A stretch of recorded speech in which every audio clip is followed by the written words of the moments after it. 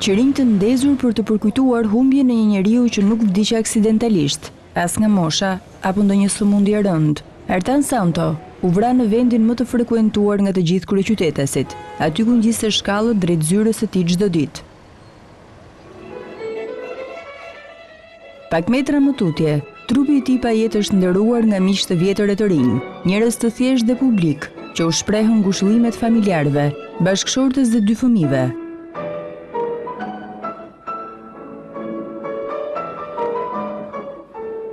Për politikanët e majt apo të djathtë, mesazhi kryesor ishte ndëshkimi i ekzekutuesve dhe urdhëruesve.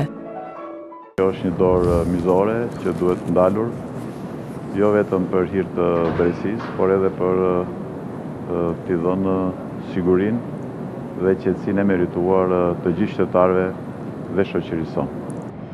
Është një krim makabër, një mizoritet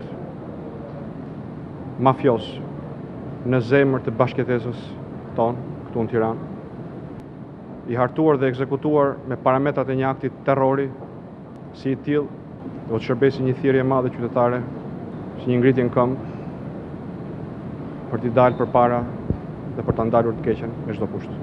Gjëja më e rëndë pas vrasjes së Azem Hajdarit është e frikshme. Por unë sot du të them atë fjalë që unë mendoj për Ertan Santo. Impresionues që në takimin e parë. Shumë fine, qytetar, inteligjent, i lexuar. Unë e kujtoj me mirënjohje edhe për kontributin që ka dhënë ai edhe në parlament për disa botime të jashtëzakonshme që janë bërë. Mbetet një kampion i shfrytëzimit të lirisë në dobi të tjerëve dhe që diti me një model që duhet ju shërbejë të gjithëve, të lartësoj veten, duke mishruar vlerat më të larta të humanizmit në kushtet e një shoqërie të lirë.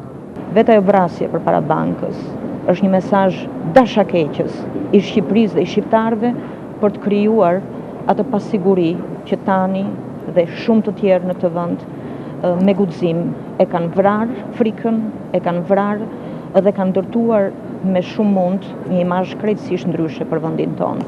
Është detyra e autoriteteve ligjore të veprojnë me shpejtësi për të gjetur dhe ndëshkuar autorët me qëllim që të gjithë së bashku të ecin përpara, po duke mos lënë kur gjurmë të tilla. O kanë dashur të marrin diçka, o kanë dashur të fshejnë diçka. Do ta nxjerrin dot me hetim.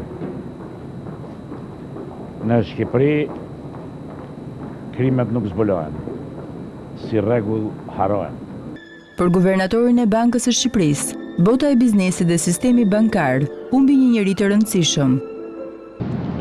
Natyrisht është një humbje një djali që krijoi vetë atë institucion, ndërtoi një grup mjaft mirë pune dhe çoi përpara. Zhvilloi një institucion që i bëri ballë me mjaft sukses krizës globale dhe njëkohësisht është në ndim të zhvillimit ekonomik të vendit. Në këto humazhe mori pjesë edhe kryeministri Rama dhe shumë përfaqësues të fushave të ndryshme në vend, të cilët lanë shënimin e fundit për biznesmenin Ertan Santo, si përmarrësin që në moshën 58 vjeçare la këtë jetë si pasojë e një atentati ende të pasbardhur nga drejtësia.